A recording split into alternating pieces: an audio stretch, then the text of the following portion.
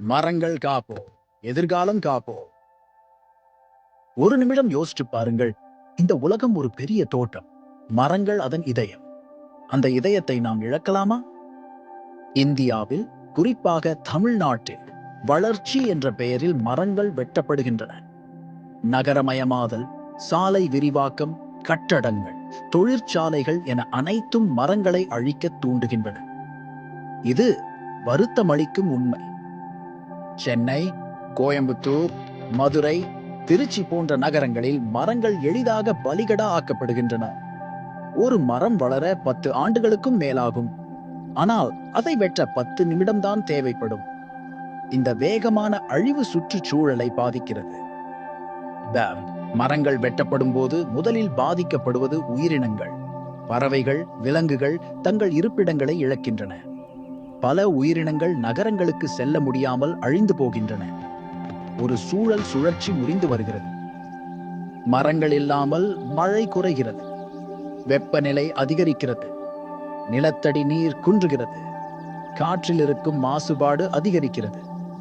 இவை அனைத்தும் நம் உடல் நலத்துக்கும் வாழ்வாதாரத்துக்கும் பெரிய சவாலாகின்றன. தமிழ்நாட்டில் சில முக்கியமான நிலங்கள் தொழிற்சாலைகளாக மாறியுள்ளன.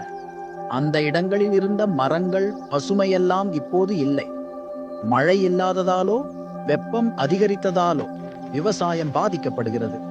மக்கள் குடிநீர் இல்லாமல் தவிக்கின்றனர். மரங்கள் வெட்டப்படுவதால் நேரடியாக நமக்கு ஏற்படும் விளைவுகள் எத்தனை என்று எண்ணி பாருங்கள். இது ஒரு எச்சரிக்கை மணி. ஒவ்வொரு மரத்தையும் பாதுகாப்பது நம் கடமை. ஒரு மரத்தை வெட்ட வேண்டும் என்றால் அதற்கு பதிலாக குறைந்தது 5 மரங்களை நட வேண்டும். அரசு மற்றும் தனியார் நிறுவனங்கள் கூட இந்த கொள்கையை கடைபிடிக்க வேண்டும். மாணவர்களிடமிருந்து முதியவர்கள் வரை மரங்கள் பற்றிய விழிப்புணர்வு ஏற்படுத்த வேண்டும்.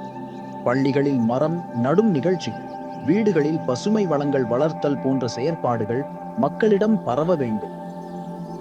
மரங்களை வெட்டும் முன் அதன் தாக்கம் பற்றி ஆய்வு செய்யும் குழுக்கள் உருவாக்கப்பட வேண்டும். அவை அந்த வேலைக்கு அனுமதி தர வேண்டுமா இல்லையா என்பதை முடிவெடுக்க வேண்டும். இது சட்டத்தின் மூலம் உறுதி செய்யப்பட வேண்டும். மக்கள் ஒன்று சேர்ந்தால் மாற்றங்களை உருவாக்க முடியும். ஒவ்வொரு கிராமமும் நகரமும் தங்கள் பசுமையை பாதுகாக்க ஒரு குழுவை அமைக்க வேண்டும். அந்த குழுக்கள் இடமில்லாத இடங்களிலும் மரங்களை வளர்க்க திட்டமிட வேண்டும்.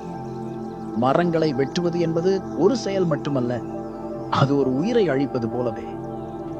அந்த மரத்தில் தங்கியிருந்த பறவை குலங்கள், அதன் கீழ் நிழலில் இருந்த மாடுகள், அது கொடுத்த சுவாசமான காற்று, இவை அனைத்தும் நம் வாழ்வின் ஒரு பகுதிதான்.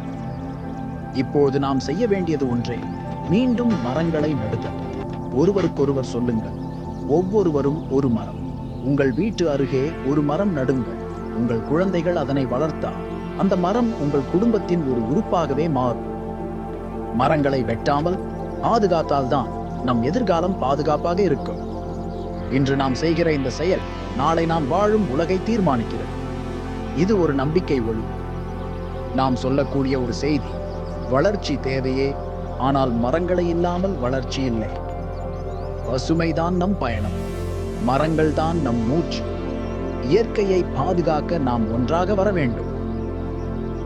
இளைஞர்களே, மாணவர்களே, விவசாயிகளே, பொதுமக்களே, அரசு அதிகாரிகளே, கைகோருங்கள். மரங்களை காப்போம். வருங்கால சந்ததிக்கு ஒரு பசுமையான உலகை பரிசளிப்போம். இது ஒரு வேண்டுகோள். உடனடியாக செய்ய வேண்டியவை: உங்கள் பகுதியில் மரம் நடுங்கள். மரம் நடுவது பற்றி மற்றவர்களுக்கு விழிப்புணர்வு ஏற்படுத்துங்கள். மரங்களை வெட்டுவதற்கு எதிராக குரல் கொடுங்கள். உங்கள் சமூகத்தில் ஒரு பசுமை குழுவை உருவாக்குங்கள். இதை செய்வதன் மூலம் நாம் ஒரு சிறந்த எதிர்காலத்தை உருவாக்க முடியும். தயவு செய்து செயல்படுங்கள்.